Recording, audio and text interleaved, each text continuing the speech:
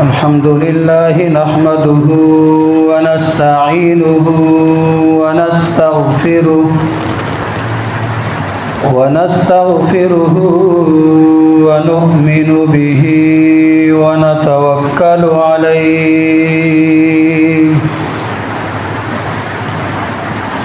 ونعوذ بالله من شرور أنفسنا ومن سيئات أعمالنا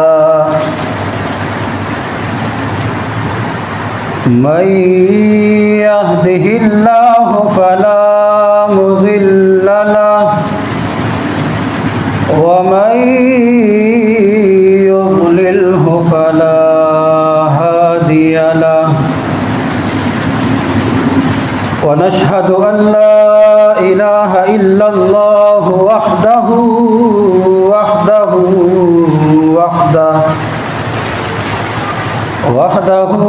لا شريك له ولا نظير له ولا مثل له ولا مثال له ونشهد أن سيدنا ومولانا محمد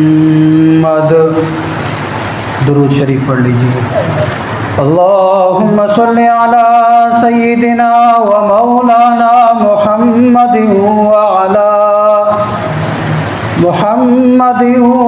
وعلى آل سيدنا ومولانا محمد وبارك وسلم وصل عليه أعوذ بالله من الشيطان الرجيم بسم الله الرحمن الرحيم ألم تر كيف فعل ربك بأصحاب الفيل ألم يجعل كيدهم في تضليل وأرسل عليهم طيرا أبابيل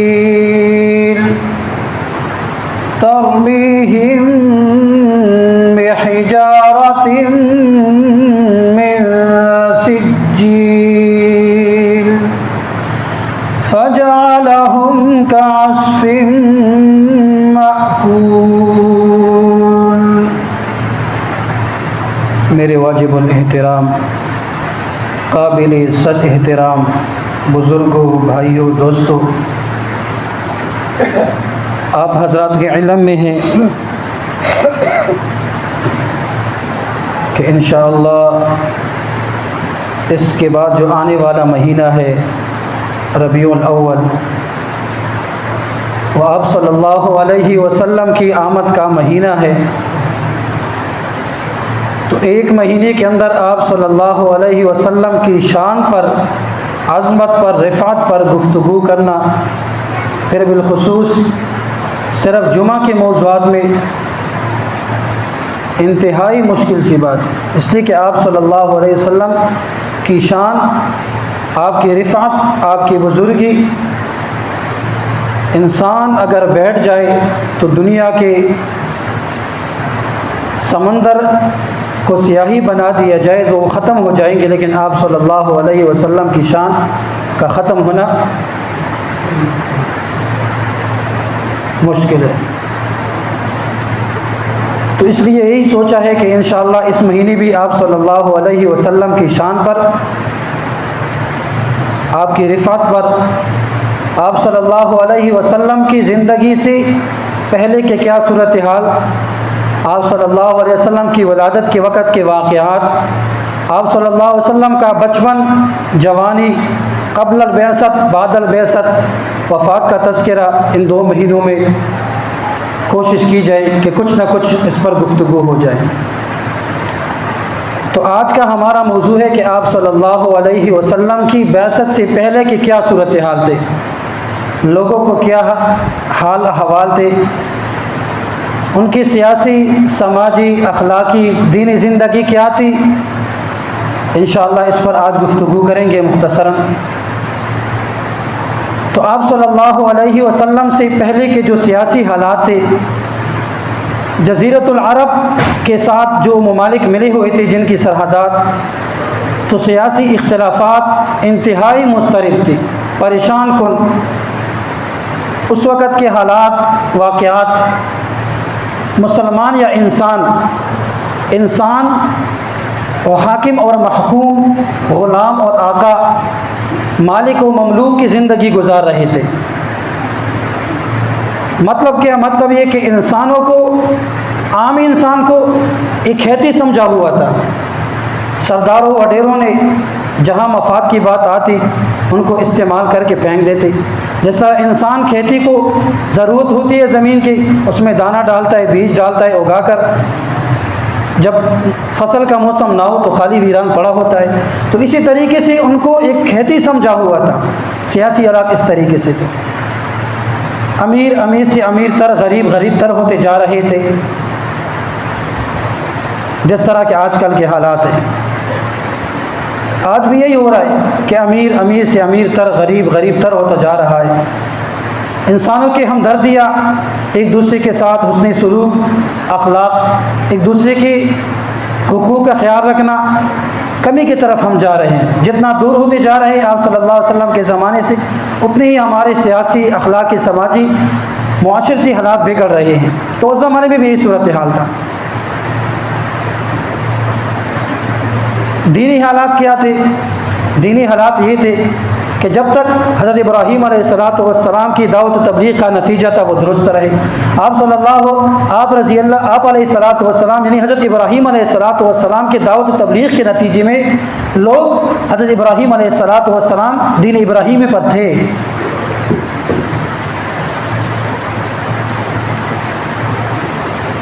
تو ان کے صفات ان کے اندر موجود تھی، لوگوں کے اندر۔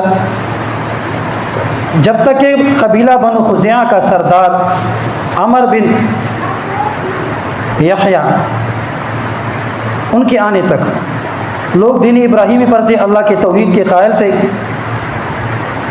سخاوت، اخلاقی صفات ان کے اندر موجود تھی۔ البتہ جو بنو خزیعہ قبیلہ کا سردار جب وہ آیا تو چونکہ اس نے ایک سردار قبیلے میں پرورش پائی تھی، ایک سخاوت والی، عظمت و صفات والے قبیلے کے اندر پرورش پائی تھی، تو لوگ اس کے اخلاق، اس کی سماجی زندگی اس سے متاثر تھے۔ لوگوں نے اس کو نیک سمجھا ہوا تھا، اپنا عالم، فاضل، ولی سمجھا ہوا تھا۔ تو جب اس نے ملک شام کا سفر کیا، وہاں دیکھا کہ لوگ بتوں کی عبادت کیا کرتے تھے۔ تو چونکہ شام کی سرزمین انبیاء کی سرزمین تھی، نزول وحی کی سرزمین تھی، وہاں پہ وحی اترتی تھی، انبیاء آئے تھے، تو وہاں کے لوگوں سے متاثر ہو کر اس نے بھی ایک حبل نام کا بت وہاں سے اٹھا کر بیت اللہ شریف کے اندر نصب کر دیا، لے آیا۔ تو چونکہ قبیلہ اس وقت بیت اللہ شریف یا حرم شریف کی جو سرپرستی تھی، ان کی چابیت تھی، وہ کہ قبیلہ حجاز کے پاس تھی، تو اہل حجاز بھی ان سے متاثر ہو گئے۔ اس کے بارے میں کہا جاتا ہے کہ ایک جن اس کا تابع تھا، قبیلہ خزاعہ کا جو سردار تھا عمر بن، ایک جن اس کا تابع تھا، اس نے کسی طریقے سے اس کو بتایا کہ حضرت قوم نوح علیہ السلام کی جو قوم کے جو بت تھے نا، جس کا قرآن میں تذکرہ ہے، ودّ ولا سواع ولا یغوث ویعوق ونسر، ان کے بارے میں بتایا کہ جدہ کے اندر ایک جگہ پر وہ مدفون ہے۔ تو اس سردار نے جب اس کا پتہ کیا، اس کو دیکھا تو واقعتاً وہاں مدفون تھے، تو 7 بت یا 8 بت وہاں سے اٹھا کر قبیلوں کے اندر تقسیم کر دیے، مختلف قبیلوں میں۔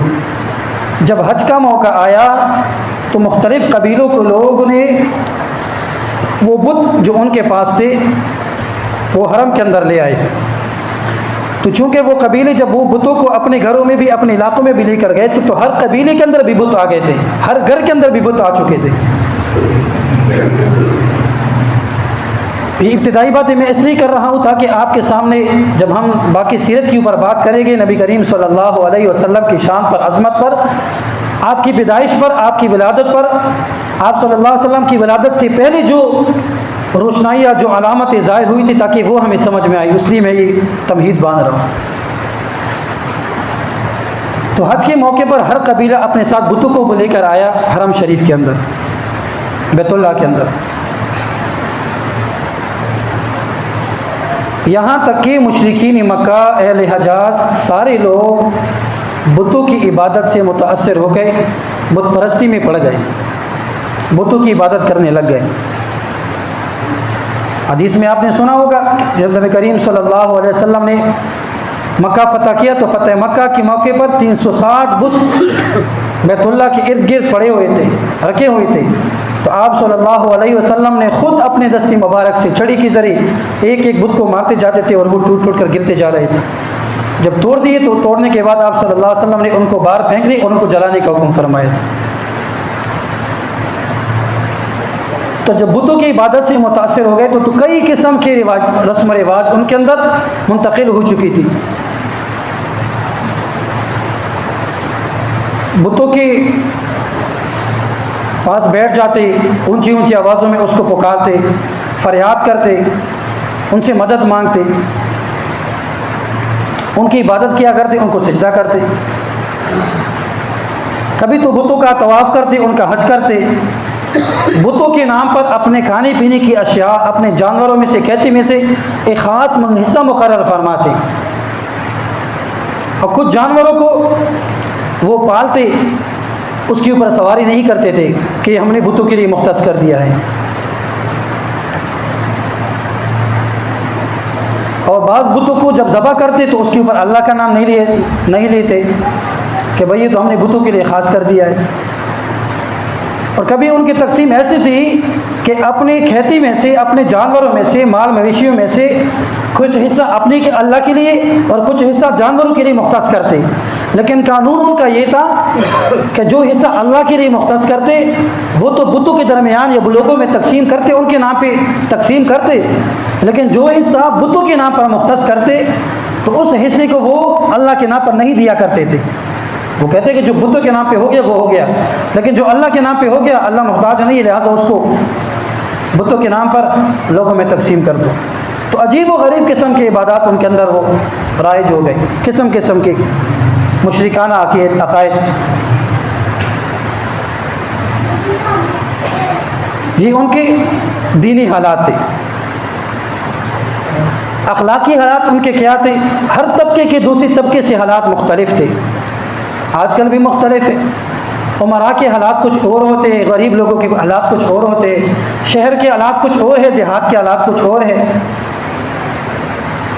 تو اس طبقے کے اندر بھی اخلاقی حالات مجموعی طور پر کچھ اس طرح سے تھے۔ جو اشراف لوگ تھے، مالدار لوگ تھے، وہ اپنی عورتوں کو عزت دیا کرتے تھے۔ عورت کی منمانی ہوتی تھی، عورت کی سرداری ہوا کرتی تھی، جو بات عورت کہتی تھی اسی پر عمل ہوتا۔ عورت کے نام پر لڑائی جھگڑے ہوا کرتے تھے۔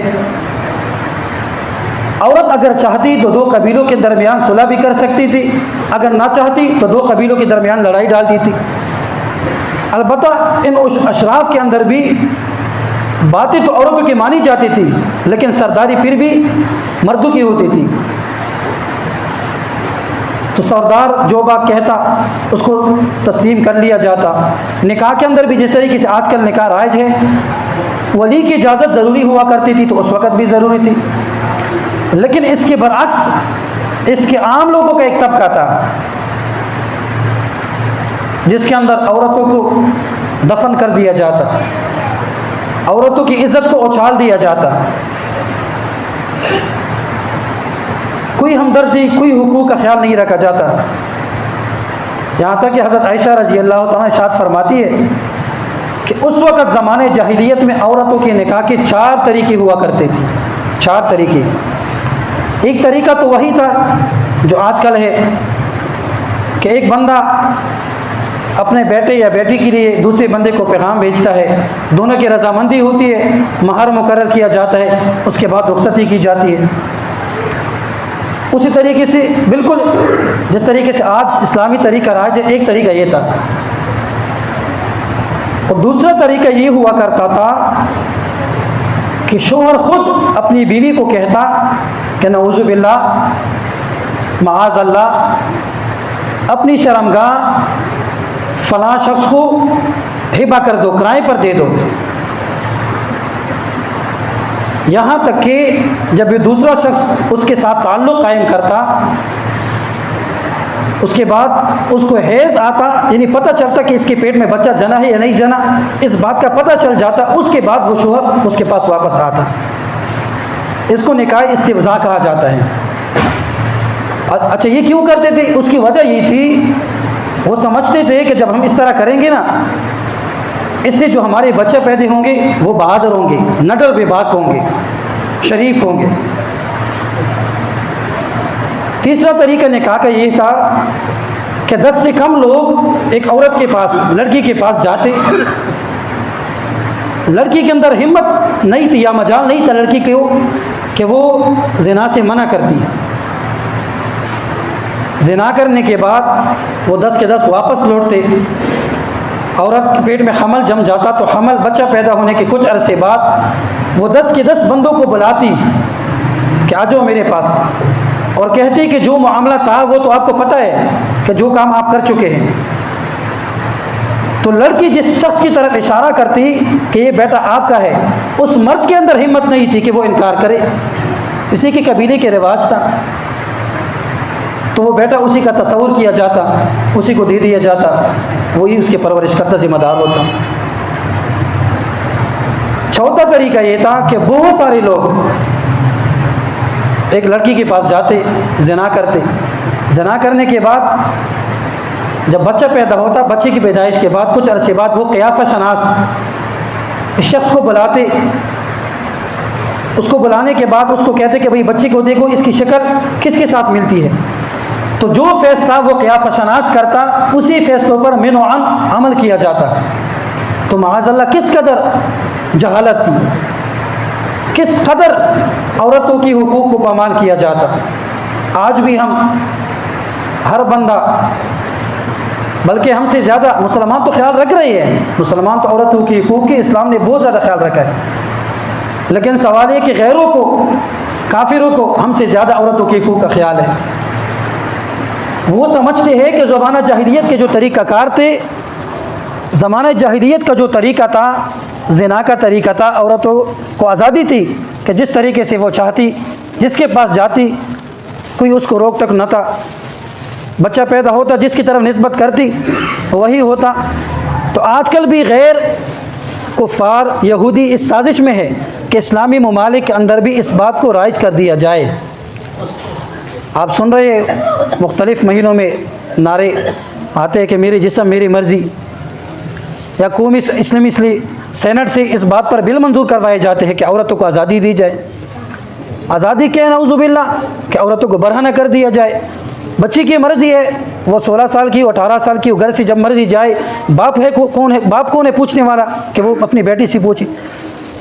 تو آج بھی کچھ لوگ جو زمانہ جاہلیت کے طریقہ کار تھے اس پر عمل کرنے کی کوشش کر رہے کہ اسلامی ممالک کے اندر بھی ان قوانین کو رائج کر دیا جائے۔ اور کچھ لوگ میں نے بتایا کہ اپنی بیٹیوں کی پیدائش کو عار سمجھتے تھے۔ وہ سمجھتے تھے کہ کس طرح ممکن ہے کہ میری بیٹی کے لیے ایک رشتہ آ جائے، میں تو ایک غیرت مند بندہ ہوں اور میں اپنی بیٹی کس طرح دوسرے بندے کے گھر میں بھیج دوں، تو اس بات کو وہ عار سمجھتے تھے۔ تو نبی کریم صلی اللہ علیہ وسلم کے زمانے میں بھی ایک شخص آپ صلی اللہ علیہ وسلم کے پاس، ایک صحابی آئے اور عرض کی کہ یا رسول اللہ صلی اللہ علیہ وسلم، زمانہ جاہلیت میں ہم بہت جاہل لوگ تھے، ہماری یہ غلطی تھی، یہ ہم کام کرتے تھے۔ پھر فرمایا کہ یا رسول اللہ صلی اللہ علیہ وسلم، میں آپ کو ایک واقعہ نہ سناؤں؟ نبی کریم صلی اللہ علیہ وسلم نے فرمایا عرض کیجیے۔ تو اس صحابی نے فرمایا کہ یا رسول اللہ صلی اللہ علیہ وسلم، زمانہ جاہلیت کے اندر میری ایک بیٹی تھی، جب وہ کچھ بڑی ہوئی میں کام پہ جاتا، شام کو واپس آتا، تو جیسے میں دروازے میں داخل ہوتا وہ میرے پاس آتی، دوڑ کے آتی، بابا جان، لپٹ جاتی، پیار کرتی، محبت کرتی، مجھے بوسہ دیتی اور پانی کے لیے کہتا تو پانی لاتی، تو بڑی محبت تھی، میں اس کو دیکھتا، میں بھی خوش ہوتا، وہ بھی خوش ہوتی، میری ساری تھکاوٹ دور ہو جاتی۔ لیکن یا رسول اللہ صلی اللہ علیہ وسلم، چونکہ میں نے زمانے جاہلیت کے اندر کچھ بیٹیوں کو اور لوگوں کے بیٹیوں کو دفن کر دیا تھا، اس لیے میرے اندر یہ عیب، یہ بات میرے ذہن میں بار بار کٹکتی کہ لوگ کیا کہیں گے کہ دوسری لوگوں کی بیٹیوں کو اس نے زندہ دفن کر دیا اور اپنی بیٹیوں کو زندہ بچایا ہوا ہے۔ تو یہ واقعہ سنا رہا ہے، صحابہ بھی سن رہے، نبی کریم صلی اللہ علیہ وسلم بھی اس صحابی کی بات سن رہے ہیں اور آنکھوں سے آنسو آ رہے ہیں۔ تو صحابی فرمانے لگے کہ میں نے اپنی بیٹی کو کسی بہانے سے تیار کیا اور اپنے ساتھ اس کو تیار کر کے لے کے جانے لگا۔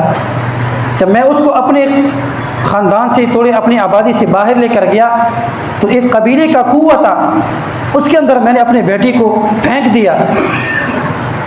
وہ بار بار راستے میں میری بیٹی مجھ سے پوچھتی، میرے ابا جان مجھے کہاں لے کے جا رہے ہو؟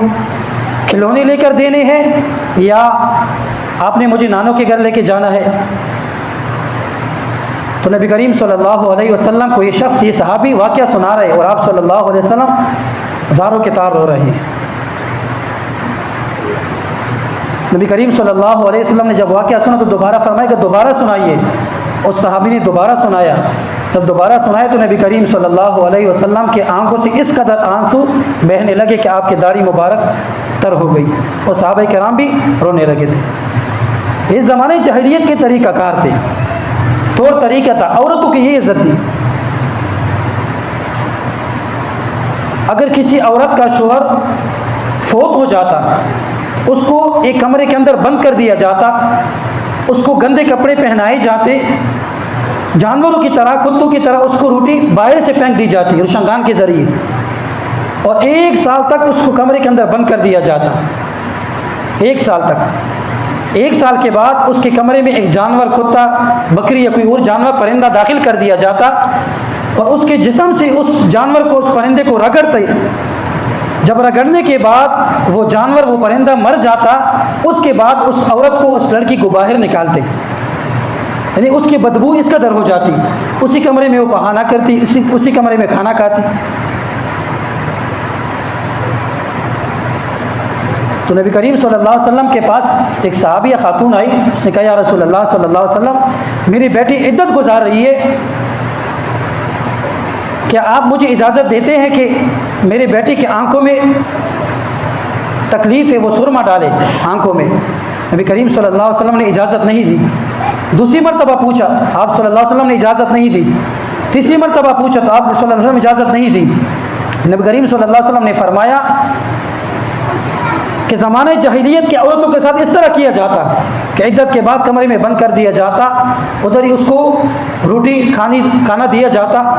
جب اس کے جسم کی بدبو اس قدر ہو جاتی کہ اس کے جسم سے ملنے والا، رگڑنے والا جانور اس کی بدبو سے مر جاتا، تب اس کو باہر نکالتے۔ باہر نکالنے کے بعد اس کے ہاتھ میں مہندی دی جاتی اور وہ گھوڑے گدے کے اوپر بیٹھ کر مہندی کو پھینکا کرتی تھی۔ یہ اس بات کی علامت تھی کہ اب جو ہے نا وہ کیا ہو گئی، پاک ہو گئی۔ حالانکہ میری امت کے لیے تو عدت کی جو مدت ہے وہ کتنے، 4 ماہ 10 دن ہے، عدت وفات جس کو کہتے ہیں۔ تو یہ میں نے شروع میں بتایا کہ میں یہ جو زمانہ جاہلیت کے بات اس لیے بتا رہا ہوں کہ آپ صلی اللہ علیہ وسلم کی آمد کی برکات، آمد کی جو آپ صلی اللہ علیہ وسلم کی دنیا میں بعثت کی جو روشنائیاں ہے، جو معجزات ہے، وہ ہمارے سامنے ظاہر ہو جائے۔ عبد المطلب نے خواب دیکھا، خواب یہ دیکھا کہ میری پشت سے ایک درخت نکلا، اس کی شاخیں دنیا کے اندر پھیل گئی، پھیلنے کے بعد اس کے اندر پھل آئے، وہ آسمان کی طرف اڑتا گیا اڑتا گیا، اور ایک مرتبہ کہنے لگے کہ میں ایک مرتبہ پھل کھانے کی کوشش کی ہے لیکن میرا ہاتھ نہ پہنچ سکا، میرے نصیب میں نہیں تھا۔ دوسری مرتبہ کوشش کی، تیسری مرتبہ کوشش کی لیکن میری قسمت میں اس درخت کا پھل نہیں تھا۔ تو اس زمانے میں کاہن ہوا کرتے تھے، تو عبد المطلب نے کاہن کے پاس گیا اور یہ خواب بیان کیا، تو اس کاہن نے کہا کہ ان قریب آپ کے پشت سے اللہ تعالیٰ آخری نبی کو مبعوث فرمائیں گے، اور اس مبعوث ہونے کے بعد آپ کی پشت سے ہوگا، لیکن آپ کی قسمت میں ان کی نبوت نہیں ہوگی، اس لیے کہ آپ صلی اللہ علیہ وسلم جس وقت آپ صلی اللہ علیہ وسلم کو نبوت عطا ہوئی اس وقت عبد المطلب دنیا سے تشریف لے جا چکے تھے۔ تو یہ آپ صلی اللہ علیہ وسلم کی آمد سے پہلے کے انوارات و برکات ہیں۔ تو آپ سوچئے کہ آپ صلی اللہ علیہ وسلم کی آمد کے بعد کس قدر معجزات، کس قدر روشنائیاں دنیا کے اندر آئی۔ تو وہی لوگ جو پہلے جہالت میں گھرے ہوئے پڑے تھے ایک دوسرے کے اوپر قربان ہونے لگے۔ اس بات پر ہم بھی شکر کریں کہ اللہ تعالیٰ کا ہم پر بہت بڑا فضل کرم اور احسان ہوا کہ بن مانگے ہم نے اللہ سے درخواست نہیں کی تھی کہ ہمیں امت محمدیہ میں پیدا فرما، بلکہ آپ صلی اللہ علیہ وسلم نے ہم پر خود بہت بڑا فضل کرم اور احسان فرمایا کہ آپ صلی اللہ علیہ وسلم کی امت میں پیدا فرمایا اور مسلمان پیدا فرمایا۔ تو یہ آپ صلی اللہ علیہ وسلم کے معجزات انوارات ہے۔ اللہ تعالی ہمیں بھی نبی کریم صلی اللہ علیہ وسلم کے معجزات و انوارات سے مستفید ہونے کی توفیق نصیب فرمائے۔ انشاءاللہ اگلی جو 2 مہینے ہے وہ آپ صلی اللہ علیہ وسلم کی سیرت کے اوپر گفتگو کریں گے۔ احباب جو ہے نا وقت پر تشریف لائے، اس لیے کہ جمعے کے دن تشریف لائیں گے تو ہمارے سامنے کوئی موضوع ہوگا، کچھ نہ کچھ علم، دنیاوی علم کے ساتھ ساتھ